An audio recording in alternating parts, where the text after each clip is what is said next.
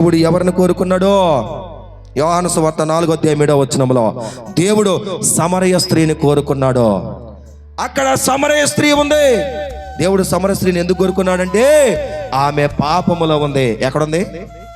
ఆమె పాపములో ఉంది. అంతేకాదు ఆమె సమరయ జాతికి చెందిన వ్యక్తి.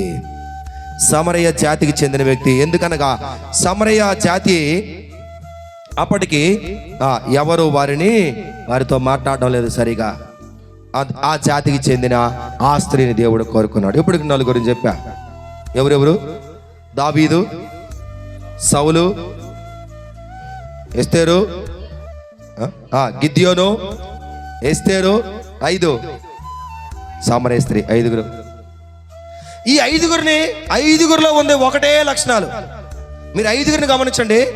5గురికి ఉండేది ఒకటే లక్షణాలు. 5గురికి ఒక్క మాటలో చెప్పాలంటే 5గురు కూడా దీన స్థితిలో ఉన్నవారే.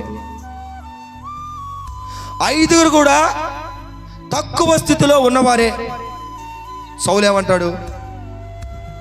నా గోత్రం బెన్యామీను గోత్రం అయ్యా, నాది శివర అంటాడు. అల్పమైన వాడను అంటాడు.